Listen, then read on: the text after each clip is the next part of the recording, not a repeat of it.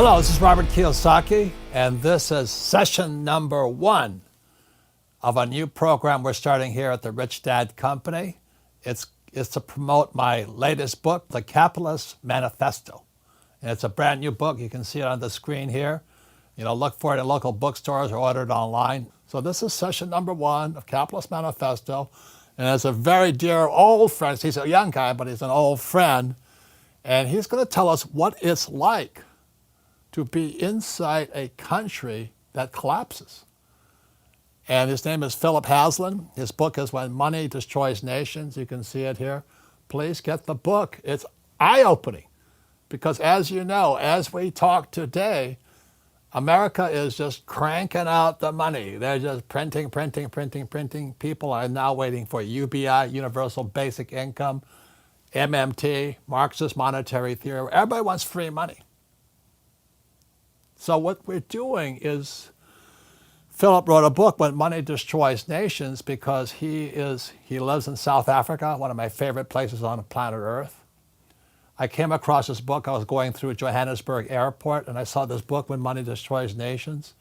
I just had to read it. And so Philip was, this young guy. He crossed over from South Africa into Zimbabwe to study what happened when Zimbabwe collapsed. And Zimbabwe collapsed for many reasons, but one of them is they started doing what the U.S. is doing today. They're printing money to pay their bills. So it's a very important time. So I wanted to invite Philip Haslen. He's our first guest. When Money Destroys Nations. Because it's important we understand what happened in Zimbabwe. Zimbabwe is kind of a laughing stock right now because the Zimbabwe dollar is worth more today than it was when they were printing it. It's used today as a tourist item. It's a souvenir. It's a joke. It's no different than what Hitler did not Hitler, but the Weimar Republic did in Germany in 1920. And America is doing today. It's no different than what they did in Venezuela or Venezuela or Argentina. We're doing the same thing. So that's why my book is called Capitalist Manifesto. It's why I wrote Rich Dad, Poor Dad. It's because we have no financial education in schools, and most people have no idea what's happening right now. The United States is going socialist, Marxist, possibly communist.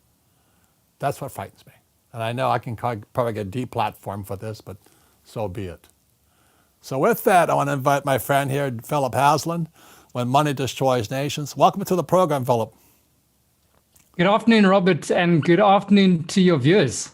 Right. And so where are you right now? I'm in Johannesburg in South Africa. I'm 9 hours behind you. But so would you tell us a little bit about your background and what caused you to write the book, When Money Destroys Nations? Wonderful. Thanks, Robert. So this is the book, When Money Destroys Nations. And I've been passionate for the last 25 years, since I was at university, about the issue of money printing. And I studied economics and finance at the University of Cape Town. I was very concerned at the time. They were advocating in our lectures that money printing was a very good thing. At university, they were saying it was a good thing. Yes. In fact, you can't go to university around the world where they don't, where the majority of your economics is focused around debt and money printing. But I was exposed to the Austrian school at that stage, and I started to engage with the issue of money printing and developed a course and was going around teaching people about money printing. This was just before 2008 financial crisis, and then during the 2008 financial crisis, and during one of those talks. My current co-author Russell Lamberti said to us in the talk he was presenting with me, he said, we've got an example of what happens when a country prints money on a large scale right next door to us. And I'm telling you that there are stories there that people haven't heard. I thought that was very fascinating, and I went to interview a bunch of my Zimbabwean friends. And the country Zimbabwe had collapsed in hyperinflation, and their stories fascinated me. And I lay awake at night thinking, this is crazy. crazy that ordinary people lived through this, and I've actually never heard their story. I ended up traveling to Zimbabwe and traveling around the various cities and interviewing people, just asking them, tell me about what happened in the hyperinflation. How did money printing affect you personally? And many of the people started saying, I actually can't really remember it. I kind of blocked it out. It was, it was quite bad. But then I'd ask them stories like, what happened when the stores emptied? What happened when you couldn't get any fuel, or when the water pumps dried up? How did you respond? And then their stories came, and they spoke from their heart. I typically, would meet with someone for 2 hours, and I'd just be scribbling and just taking notes, just to hear, how did it affect people personally? I interviewed people from all walks of life. Teachers, business owners, housewives, farmers, just across the spectrum, taxi drivers, and just heard their stories. That initially was just a special interest a trip for me, and that turned into a whole lot of material that ultimately led to myself and my co-author Russell Lamberti writing the book When Money Destroys Nations. Well, what's interesting is that South Africa is right next to Zimbabwe. I mean, you could technically walk to it, if you had to. But South Africa had no idea what was going on. I knew. Well, we knew that there was, there were some reports about this, famine in Zimbabwe, and we had a lot of people coming across the borders. We knew that there was hyperinflation. What we didn't know was how ordinary people responded. What actually happened in the social communities, how money printing affected the very fabric of the Zimbabwe society. We couldn't pick it up, and certainly we'd heard stories, and there were things in the newspaper. I mean, it would be the same equivalent to say, for instance, Venezuela. Most people haven't got a clue what's actually happening in Venezuela in an understanding of how a person is actually being affected by money printing in the country right now. But they probably heard many stories. Oh yes, Venezuela is going through hyperinflation at the moment. That's typically the difference. Would you mind telling some of the stories of what happened to ordinary people when their money turned into the Zim dollar? It's a joke, right? It's a joke. Yes. It's a tourist thing now. You buy Zim dollars. It's a joke, but for many people it was a raw reality. I interviewed one lady, and she said that at university they studied the German hyperinflation in the 1920s, and she thought, "Geez, what a bizarre scenario." You got these people, sweeping up notes on the street, taking wheelbarrows full of money to go and pay. And she could even recall when I was speaking to her, she could even recall the thinking, wow, how could people live like that? What a interesting scenario. But she then said to me, I had no idea that in a few short years, I would be living through the same thing. You see, the thing is, it's really easy to describe it. It's almost sort of comical in nature when you hear about it, except that it happens quite quickly and it happens quite predictably. I mean, just to comment, few people know that there have been 56 incidences of hyperinflation in the last 100 years. It happens, it's a regular event. It happens when a country begins printing money on a large scale. So how did it actually affect ordinary Zimbabweans? Well, the economic reality is that money printing caused prices to rise. And, that was very subtle initially, but as it began to cause prices to rise substantially, it made people poorer. You could buy less and less and less. Ultimately, what happened was it put pressure on producers, people who produced things, manufacturers, the retail industry, put pressure on them, and ultimately it shut down the entire manufacturing and agricultural, retail, wholesaling markets. And so people couldn't get any food in the stores.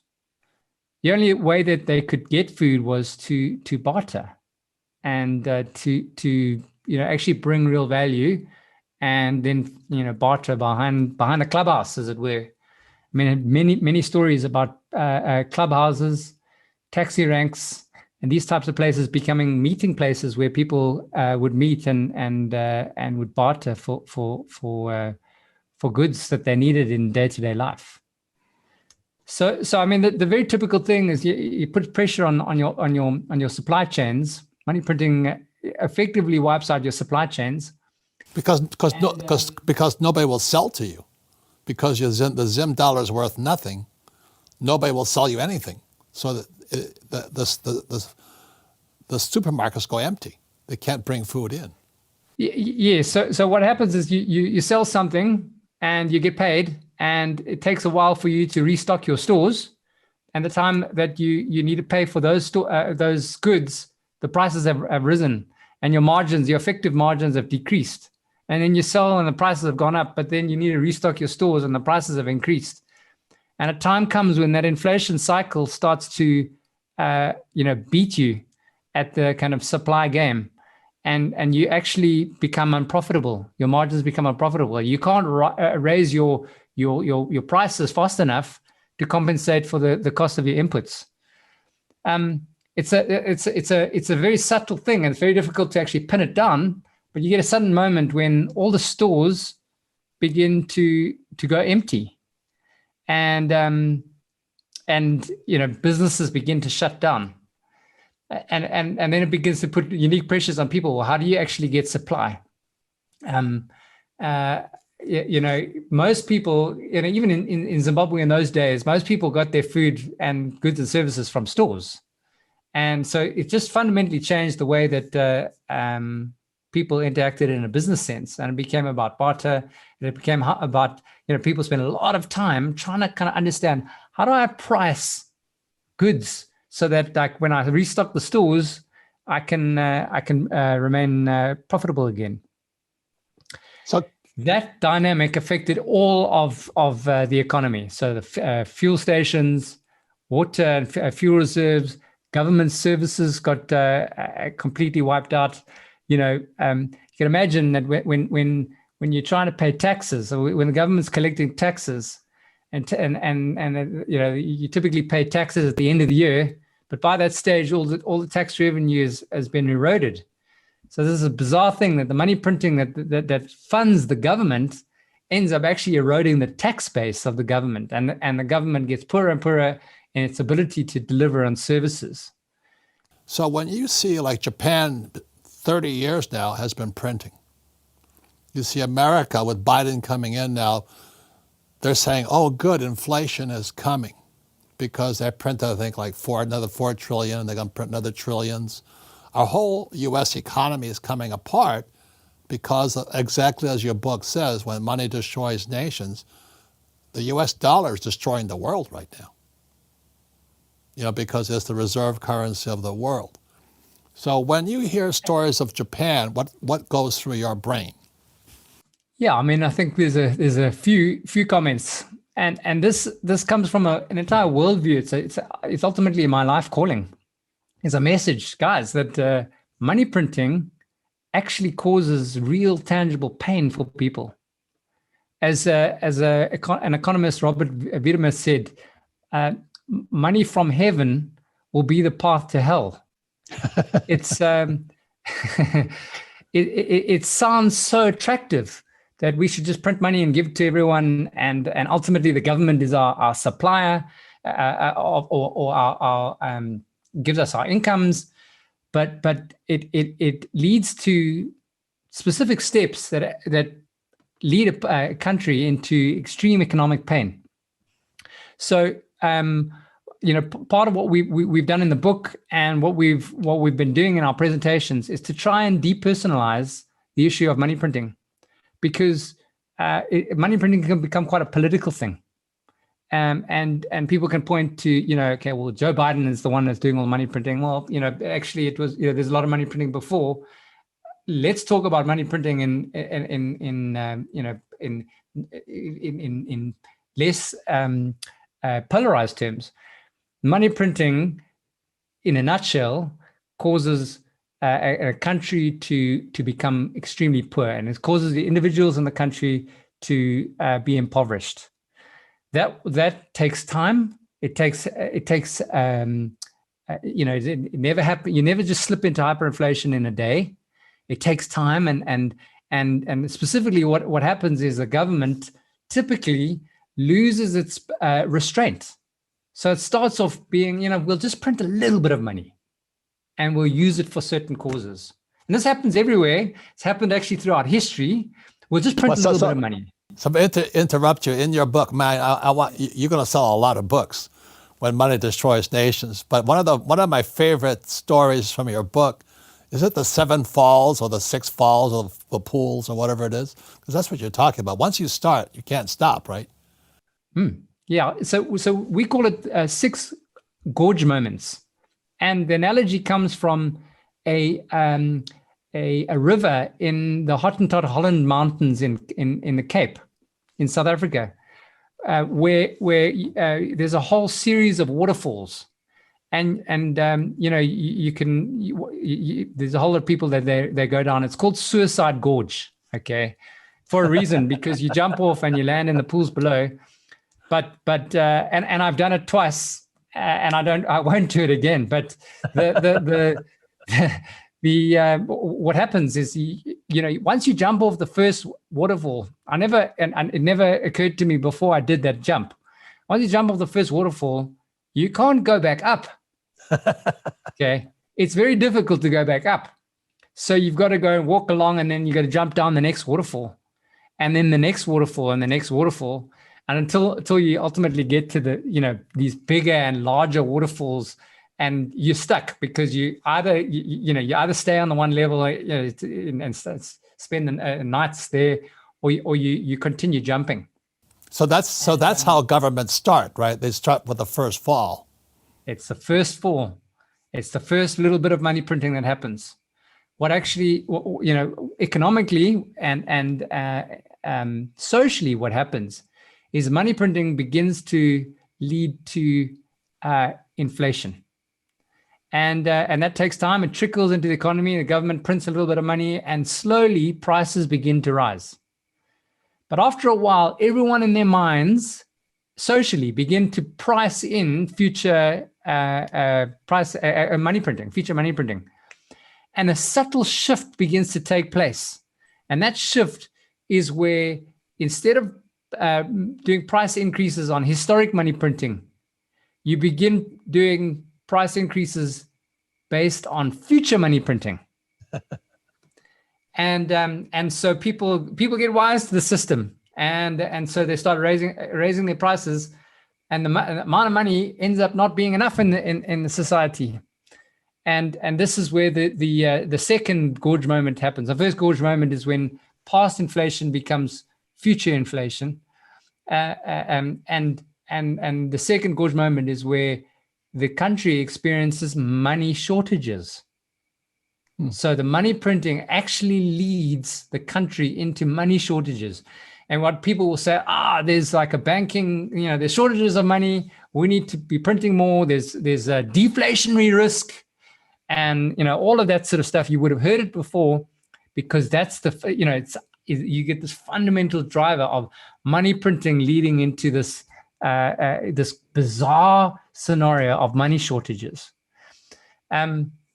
That then leads, the government then typically responds with money printing, more money printing to bail out the banks, and start supporting industry with newly printed money.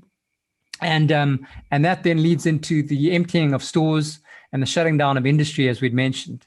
It's another gorge moment. It's quite jolting, and very closely aligned to that is the moment where people stop lending money. Okay, so capital markets basically shut down. Apart from the centralized government that's printing money and sort of pumping it into the system. Very difficult to get any capital from normal markets. You would be crazy to lend money to people and get a sort of a fixed interest rate in a money printing world, because ultimately the value of your loan appreciates to nothing. Okay, so that's the end of lend. That's the fourth gorge moment. Then finally, people begin to abandon the currency, and it's what we call the flight to real value. So you begin trying to get rid of the currency and finding goods and services that you can buy that will just retain their value over time. And that leads into this bizarre kind of time where everyone's spending, everyone's trying to spend, but it actually is a full-scale economic collapse. And the government in that moment very typically tries to force people to continue using the money, and you get this radical influence increase in government control, legal tender control, to try and stop people from using an alternative currency. And you have to use this currency, and there's only so long that the government can do that, until the last gorge moment, which is when the currency finally collapses out of use. That is one of the best descriptions I've ever heard anybody describe of what's coming in the world today. What advice would you have for people seeing what's happening with the US dollar, the reserve currency of the world, which is now in complete printing mode? They're excitedly saying we finally have inflation. They're finally bragging about it. They know it's coming. And then it goes on and on. So what would you say to people who are young enough and astute enough and courageous enough to do something? What advice would you have for them?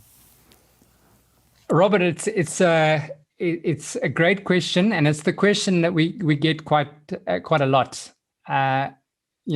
People, we'll have this conversation. It'll last for 10 or 15 or 20 minutes, and people say, "Okay, I get it.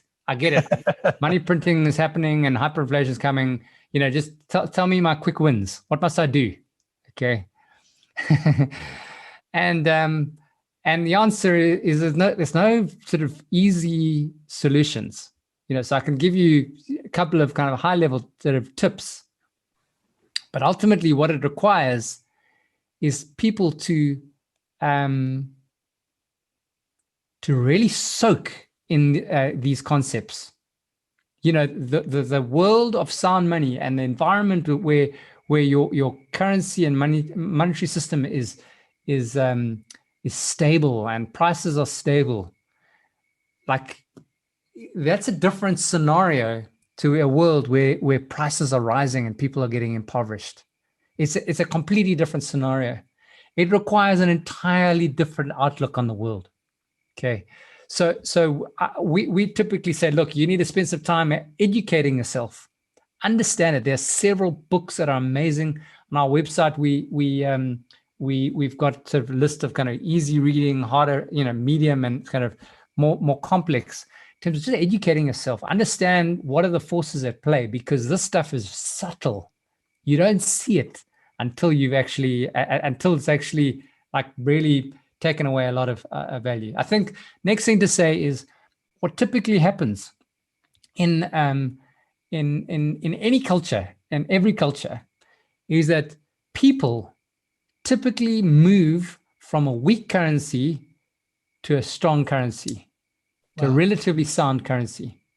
What we saw in Zimbabwe was probably about a quarter, 20 to 25%, maybe a third of Zimbabweans left Zimbabwe, and they typically traveled across the border to South Africa, to Botswana, Mozambique, all the countries surrounding, and then they went to kind of other countries.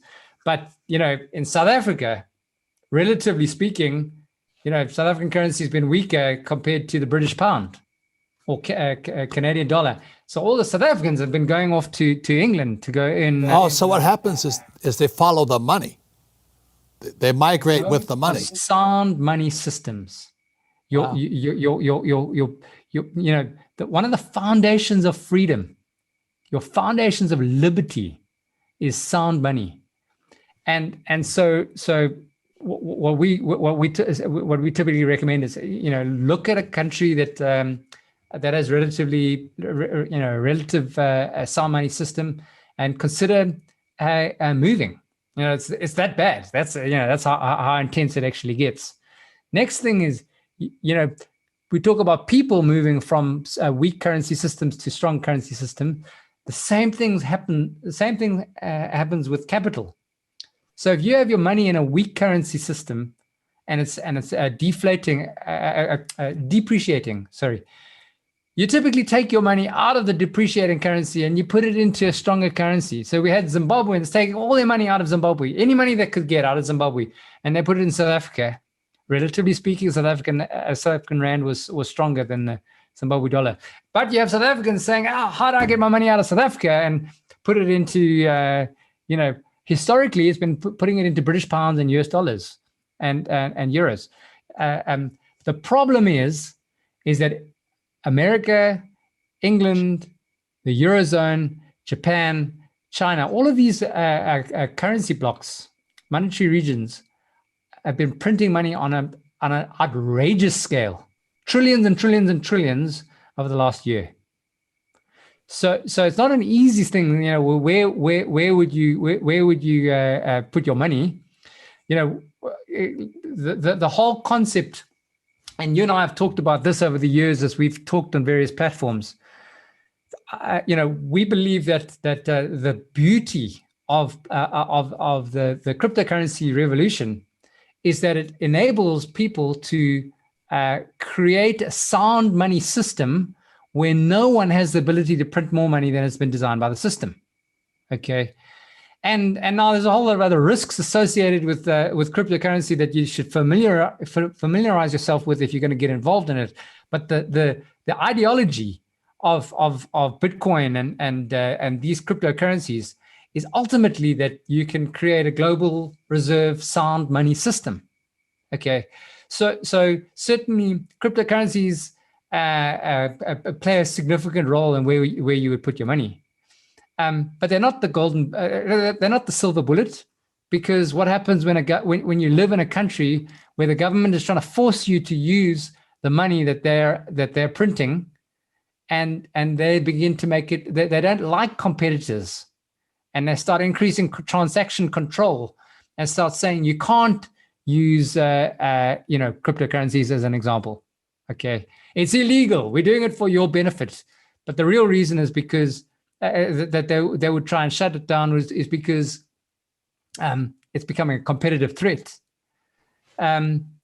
So there's no easy answers to this, and I just come back to this idea that you should educate yourself. A very interesting story in Zimbabwe. The government control initially was you have to use Zimbabwe dollars, and then they made it illegal that if you were caught with US dollars, because at the time US dollar was relatively strong, if you were caught with US dollars, you were put in jail. And then they started to, it became like radical. People, were trying to get these sort of Swiss bank accounts, and how could they keep their money offshore? And then the government made it illegal that if you were caught keeping your books of accounts in a foreign currency, they would put you in jail. Okay, because people are just trying to benchmark. How do I benchmark what is my normal trade when prices are rising and I actually don't know whether I'm actually making a profit or loss? Okay, so then they try and keep their books of account in a stable currency, and the government was making it illegal to even use a benchmark if they caught you. You had to do your accounting in Zim dollars. In Zimbabwe dollars. And the crazy thing is that, obviously prices are rising the whole time. So people are always making a profit because, you had this sort of small amount of money initially, and then now like prices have risen, but you don't know whether you've actually made a profit because your buying power of that profit is actually reducing on an ongoing basis. Right. And one of the things, an interesting scenario is that there were so many zeros on the currency ultimately that The accounting systems didn't have enough zeros, data, enough like if digits in the fields to be able to cope with the prices that ultimately that people were paying. Well, Philip, you're the best, man. You're the rock star of the day, man. I tell you, I'm so glad you're part of Capitalism Manifesto #1.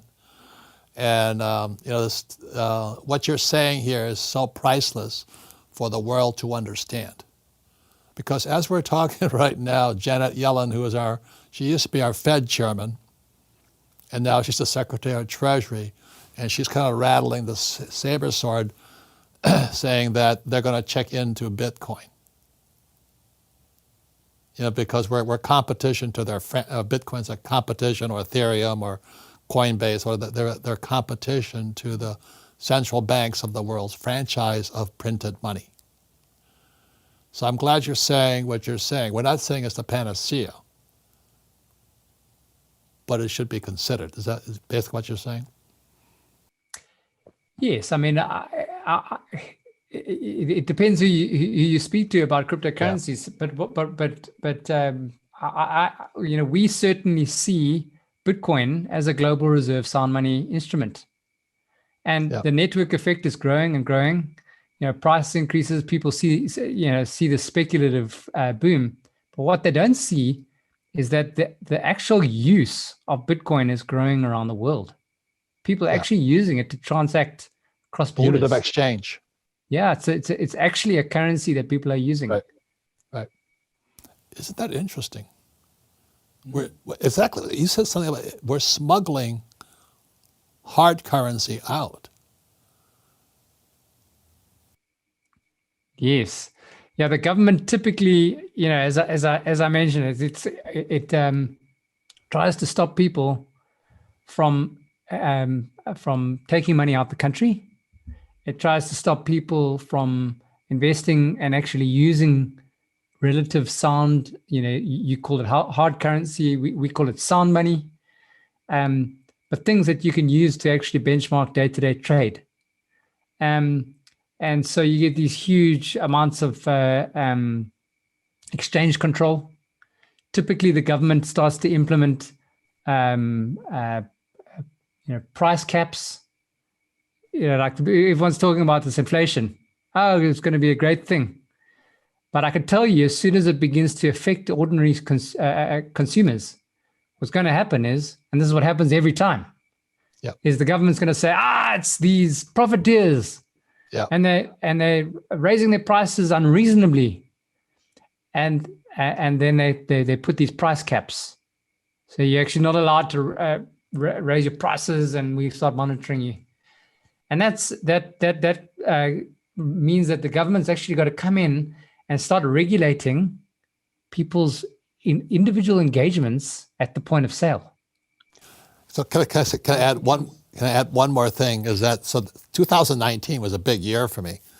So I'm coming out of Zimbabwe or Rhodesia into South Africa, and then I'm a rugby fanatic, and so I was in Tokyo for the World Rugby Tour Cup. Oh, great! And South Africa is one of my favorite. The Springboks, one of my favorite teams. And we hate you guys, but we love the sport.